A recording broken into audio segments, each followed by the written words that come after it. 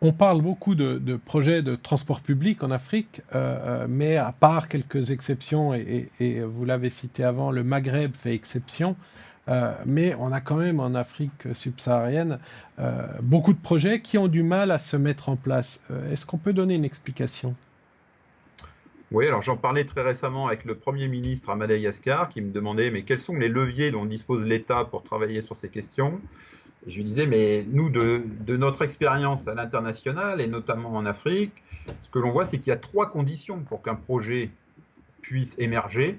Il faut qu'il y ait une autorité organisatrice des transports. Ça peut être décentralisé, mais ça peut être euh, non décentralisé. Il y a différents concepts d'autorité, mais une autorité qui prend des décisions et qui la fait appliquer.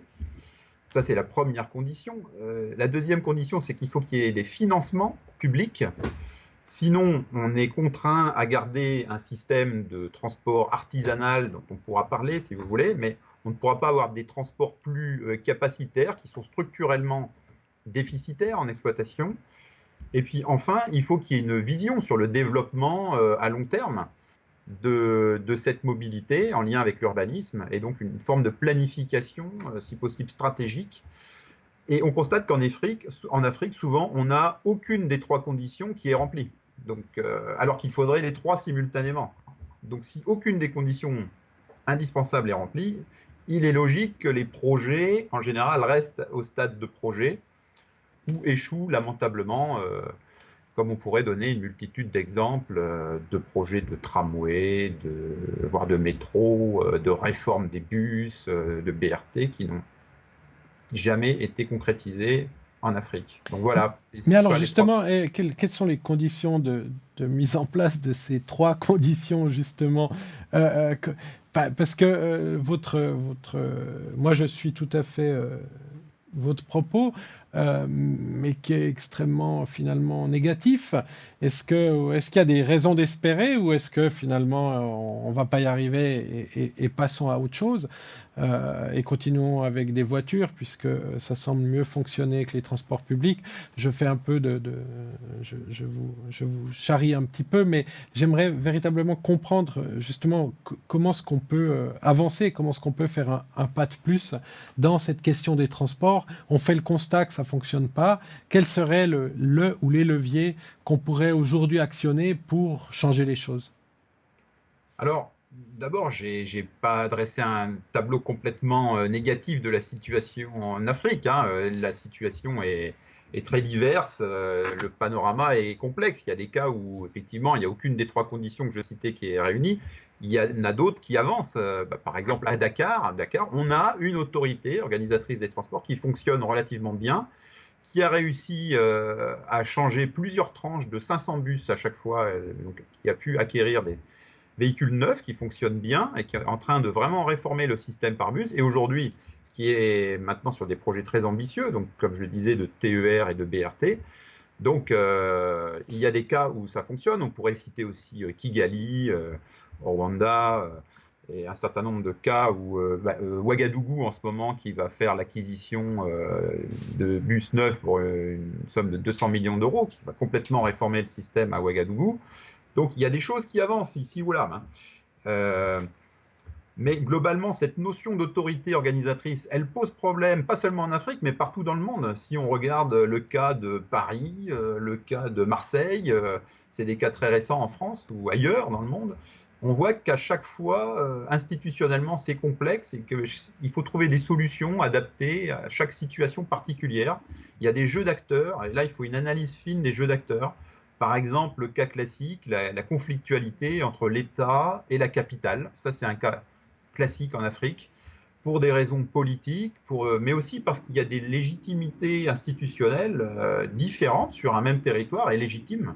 L'État est légitime pour être responsable sur certaines infrastructures, la commune peut être légitime sur d'autres infrastructures, et mécaniquement, tout ça est complexe. Voilà. Donc, il faut travailler sur cette complexité institutionnelle. Ça, c'est un premier sujet, et c'est possible d'avancer. C'est possible d'avancer. Parfois, il y a des situations politiques qui bloquent tout. C'est vrai aussi. Voilà. On pourrait citer un certain nombre d'exemples.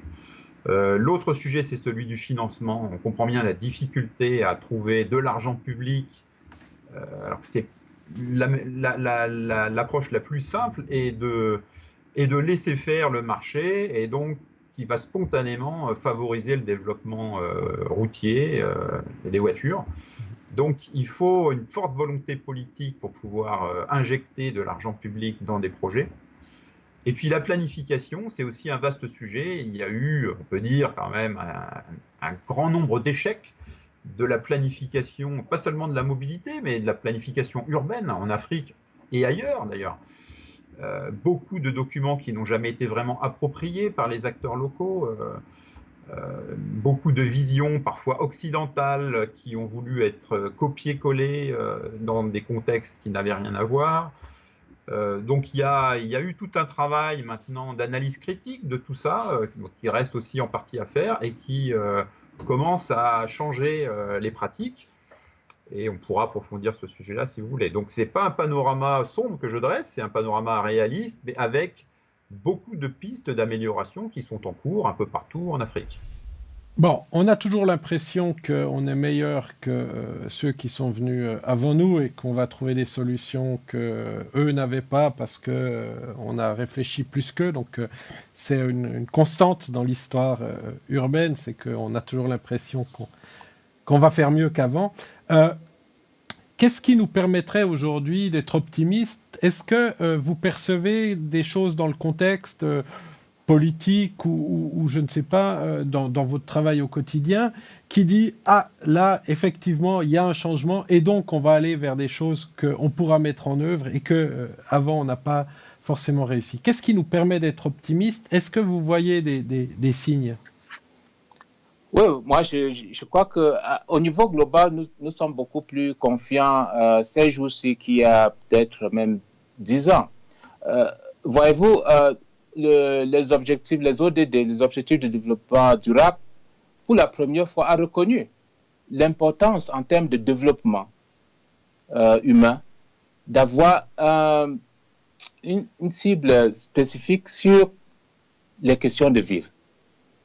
Et c'est les États membres qui reconnaissent. Les OMD n'avaient pas reconnu de manière explicite les questions urbaines. Et là, maintenant, avec ça, je crois que c'est déjà un des signes. Le deuxième signe, quand nous regardons nos rapports il y a 10 ans, 20 ans à ONU Habitat, très peu de pays avaient des départements ministériels dédiés aux questions urbaines. Ça veut dire qu'il y a une prise de conscience. Ça, c'est le deuxième indicateur. Le troisième indicateur, c'est qu'il y a des exemples qui émergent en Afrique en termes de comment gérer ces questions urbaines. Donc, ce n'est non plus tabou, c'est faisable, c'est gérable, c'est possible.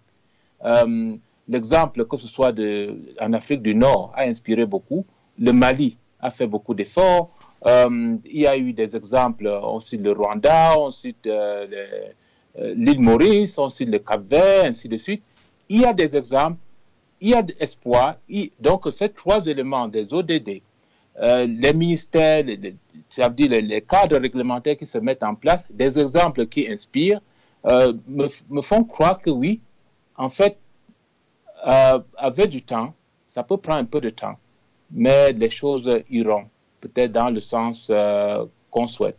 Et aussi, peut-être je peux ajouter le quatrième, c'est qu'il y a une société civile urbaine qui est très, très active en Afrique, qui met la pression sur les politiques, les acteurs urbains, de faire quelque chose. Surtout en termes de participer, leur engagement, de prendre en compte leurs questions urbaines dans les engagements, dans les interventions. Donc, avec ces quatre éléments, je crois qu'il y a lieu de croire que si c'est soutenu, les choses pourraient s'améliorer graduellement. Et donc, alors, est-ce qu'on a aujourd'hui les outils adaptés? Que faut-il faire si on veut, comme vous le proposez, prendre ce numérique, mais faire de la vraie smart city, c'est-à-dire de l'intelligence collective qui intégrerait cette donnée numérique contre laquelle, je pense que vous êtes d'accord, on ne va pas réussir à aller contre, et c'est même pas ni pensable, ni un objectif. Donc comment est-ce qu'aujourd'hui, avec les outils qu'on a, comment est-ce qu'on intègre ces questions numériques? Comment on fait? Alors d'abord, les outils, ils existent pour la plupart. Ils existent, ils sont performants, on en développe, moi par exemple, mais d'autres. On a maintenant Internet à peu près partout en Afrique. Il y a des téléphones portables, des tablettes, etc. Donc les outils existent, mais on bute. Et ils sont pas chers aussi. Ça, c'est important, hein, c'est très peu coûteux.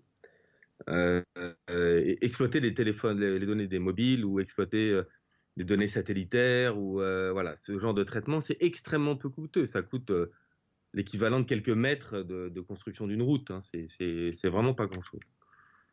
Ils sont en général assez faciles d'accès. On les télécharge directement. Il y en a beaucoup en open source, donc ça n'est pas très compliqué. Mais on bute toujours sur la même chose, c'est-à-dire qui va les utiliser. Si demain je mets un système numérique ou des capteurs, par exemple, je reprends la question des transports ou de la qualité de l'air, je mets des capteurs sur la qualité de l'air dans une ville, mais que j'ai personne pour aller récupérer les données, les traiter, les interpréter, et surtout pour adapter les politiques qui vont avec, ça sert à rien. Et c'est un peu là-dessus qu'on bute. Je pense qu'on a toujours une question, il faut toujours garder en tête la question du fonctionnement de ces collectivités. C'est-à-dire que c'est quand même une administration, quoi qu'on en pense. Moi, j'ai pas encore vu dans le monde de ville dont on puisse se dire elle est bien gérée, c'est une ville qui croît, qui se développe, la qualité de vie des habitants s'améliore, et en même temps une ville dans laquelle il n'y ait pas d'administration. Voilà. Après, on peut avoir n'importe quel type d'administration. Donc il faut des gens pour s'emparer de cette question numérique, il faut les former, il faut qu'ils soient payés, qu'ils soient correctement payés pour ne pas avoir envie d'aller dans le privé dès qu'on les a formés. Il faut suivre sur le long terme, il faut les accompagner. Mais pour ça, si on commence à tirer la pelote de laine de tout ça, on va arriver sur la question des revenus des collectivités, quels moyens elles ont aujourd'hui. Les revenus, ils tombent pas du ciel, et ils tomberont certainement pas du ciel des bailleurs de fonds, qui ne financent que l'investissement. Donc ces revenus, c'est les revenus fiscaux essentiellement, les taxes, la fiscalité, un certain nombre de droits, etc. Ce qui implique de mettre en place des systèmes, et là le numérique peut aider, pour mieux collecter les revenus, etc. Mais on a un peu un serpent qui se mord la queue, parce que qui va intervenir pour à un moment casser ce cercle vicieux et pouvoir dire on rentre dans un cercle vertueux, on va commencer à améliorer les revenus, équiper les communes avec des outils numériques performants, modernes, qui permettront ensuite aux décideurs de faire des politiques adaptées, ou pas d'ailleurs, mais en tout cas de faire des politiques en toute connaissance de cause. Et qui va casser ce cercle alors ? C'est d'abord les villes elles-mêmes. Je pense que certaines commencent à s'en rendre compte, puisque par exemple les questions foncières, de gestion du foncier, les questions de cadastre, les questions de fiscalité reviennent quand même pas mal sur le devant de la scène, parce qu'on sait bien que tout simplement la capacité d'accès à des emprunts d'une collectivité, elle est liée intrinsèquement à ses capacités à collecter l'impôt. C'est là-dessus que les banques vont lui prêter, lui faire confiance. Donc ça commence à venir. On a quand même un dispositif, on va dire, international de financement qui n'est pas du tout adapté à ça. C'est-à-dire qu'on a des gros financements d'investissement possibles et on ne sait pas faire des petits financements dans la durée. Concrètement, si on veut, je prends l'exemple d'une ville d'1 million d'habitants, par exemple, si on veut remettre en place un système fiscal foncier de gestion avec une administration qui ressemble à quelque chose et qui fasse correctement son travail, pour ensuite d'autres secteurs, l'éducation, la planification, etc., ça va coûter quelques centaines de milliers d'euros par an, mais peut-être sur 10 ans, parce que c'est pas en 2 ans qu'on enclenche une nouvelle dynamique, un changement, etc. Donc je ne sais pas qui, je pense que des fondations peuvent aider, j'espère que un certain nombre de bailleurs vont s'y mettre en se disant oui, il faut voir un peu plus loin que simplement la période le temps de l'investissement.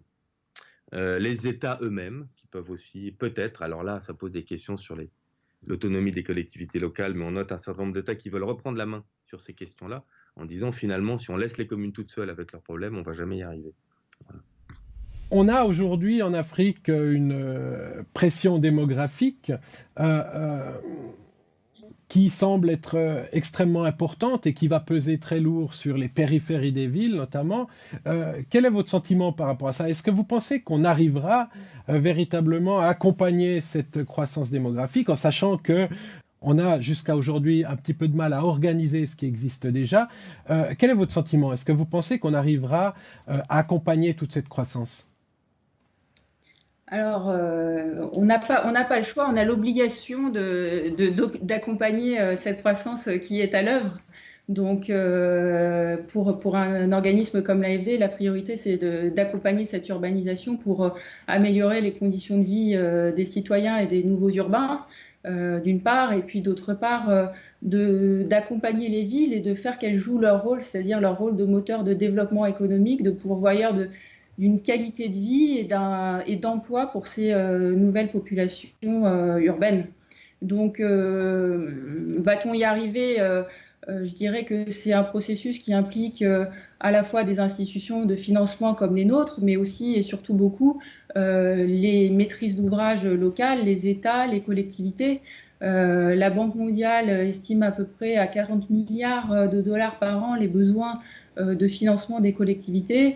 Nous, bailleurs, en finançons une petite partie, mais les besoins sont beaucoup plus importants. Ils sont aussi à trouver localement.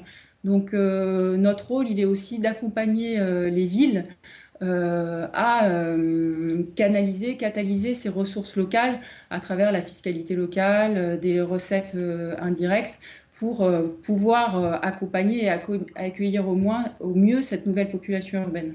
Justement, c'est un projet que j'aime bien parce qu'il enlève un peu du fardeau quotidien des habitants des grandes villes.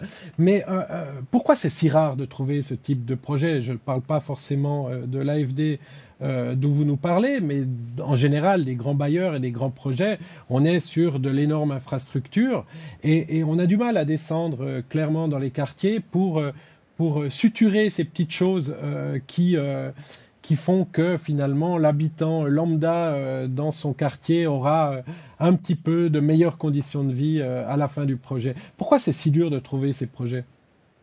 Je pense que parce qu'effectivement, on est sur des besoins qui sont extrêmement importants et donc, par conséquent, on va souvent sur des grosses infrastructures ou des infrastructures très, très larges. Et par conséquent, le gros fait qu'on oublie un petit peu la petite infrastructure de proximité.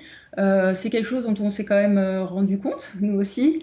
Donc actuellement, nous sommes en train de revoir notre stratégie ici à l'AFD sur la ville durable. Et un des axes, c'est justement de remettre les habitants au cœur du processus d'identification de nos projets, de la désignation et de faire davantage de participatif. Ça pose les sujets que vous évoquez, c'est-à-dire que c'est extrêmement positif parce qu'on peut avoir tout de suite identifié quel est le besoin de ces habitants et y répondre de façon plus immédiate. Ça pose d'autres soucis, c'est-à-dire qu'un processus participatif, c'est aussi parfois plus long. Donc il y a cette question des délais à maintenir. Il y a toute une question de qui participe au niveau des quartiers. Donc s'assurer que ça soit une participation disons équitable, représentative de l'ensemble du quartier, c'est pas toujours évident. Dans ces processus, nous on porte une attention de plus en plus importante aussi à la participation des femmes. Donc, dans tout ce phénomène, c'est quelque chose vers lequel on est en transition, mais qui n'est pas facile à mettre en œuvre sur des gros projets, puisque là, par exemple, la dernière phase du projet La Lanquelle, on est quand même sur un projet qui fait 22 millions d'euros. Donc, c'est vrai que faire de la petite suture, aller voir au niveau de chaque quartier quelle petite infrastructure, etc., c'est un processus long pour des montants qui sont importants. Donc ça veut dire aussi accepter ça. Ça veut dire qu'on a en fait une inadéquation, à vous entendre, si je comprends bien, une inadéquation entre d'un côté les gros montants qu'on a à disposition et finalement ce travail au quotidien. Je pense qu'il faut justement avancer davantage sur les deux. C'est-à-dire que les grosses infrastructures dont vous parlez et qui n'enlèvent pas au fardeau quotidien, quoique quand on parle d'un pont, d'une grosse route, etc., en fait, elles contribuent à l'amélioration des conditions de vie. Mais en parallèle, en fait, de ces grosses infrastructures structurantes, il faut effectivement penser à la petite infrastructure et penser aussi au pas de temps de nos projets. Donc c'est pour ça que nous sommes en train aussi de développer ce qu'on appelle une pépinière urbaine. C'est-à-dire que dans le cadre de nos projets, on va lancer des infrastructures et faire des petits projets à court terme pour effectivement avoir un effet immédiat, rapide, qui soit moins coûteux, mais qui puisse avancer en parallèle des grosses infrastructures structurantes dont vous parliez. Et puis alors la question qu'on se pose et que nos participants se posent avec moi, c'est comment on est sûr que justement le projet qu'on est en train de mettre en œuvre est utile aux usagers? Est-ce qu'il y a un monitoring? Comment est-ce qu'un bailleur qui finance, forcément vous réfléchissez à quel type de financement vous allez faire, mais comment être sûr justement que le pont va améliorer la qualité de vie des gens, ou que la grande infrastructure va aussi améliorer la qualité de vie des plus pauvres dans les quartiers? Bon, de façon un peu classique, on a dans toute la phase de préparation du projet une identification des gains attendus, des indicateurs d'impact, de qui ça va toucher, pourquoi on fait l'infrastructure à tel endroit, pour combien de personnes, etc. Ensuite, l'enjeu, c'est effectivement de suivre ces indicateurs tout au long de la vie du projet. Donc, nos maîtrises d'ouvrage, les maîtrises d'ouvrage font ce suivi. De s'assurer de la bonne mise en œuvre et de l'attendu des résultats progressivement. Nous le faisons aussi avec nos agences qui sont sur le terrain et à proximité, avec nos missions régulières. Et puis nous faisons aussi des évaluations, ce qu'on appelle des évaluations à mi-parcours. Donc on fait un point sur où en est la mise en œuvre du projet, les objectifs initiaux ont-ils été atteints, ou sommes-nous en train de nous égarer? Auquel cas on revoit un petit peu les choses, et puis on a des évaluations finales, des évaluations qu'on appelle des évaluations ex post. Un projet innovant, récent que vous auriez vu, que vous auriez mené, ou qui n'est pas du tout de l'AFD, hein, peut-être, et qui vous semble innovant ou qui vous semble intéressant pour l'avenir des villes? Alors effectivement, moi j'ai essayé de penser un peu à ce qui pourrait être innovant. Je ne sais pas si c'est innovant, mais en tout cas, sur le Sénégal, on est en train d'instruire un projet de financement intermédiaire, c'est-à-dire qu'on finance une entité qui elle-même rétrocède les fonds de l'AFD et aussi de la Banque mondiale, puisque nous sommes en cofinancement, à des villes secondaires et des villes de taille plus petite qui font leurs requêtes selon des critères assez simples et que l'on peut financer de façon plus directe. Je dirais que ce type de financement qu'on fait aussi dans d'autres pays, typiquement en Tunisie avec ce qui s'appelle la CPSCL, sont des financements qui permettent d'aller plus fort et plus vite, puisque on a des canaux de financement qui sont structurés et qui nous permettent de financer beaucoup plus d'ouvrages sur un nombre plus important de grandes villes. Donc je dirais que c'est plutôt, je voulais citer en parallèle des projets comme la Lanquelle, qui sont des projets très infrastructures, où on discute directement avec la maîtrise d'ouvrage, où on revoit chacun des ouvrages, cet aspect qui est celui du financement des collectivités, et donc leur permettre tant que possible de les financer directement pour un programme d'investissement qu'elles ont défini, et où on a moins besoin d'aller dans le détail et où elles peuvent avoir davantage d'autonomie dans la gestion de nos financements.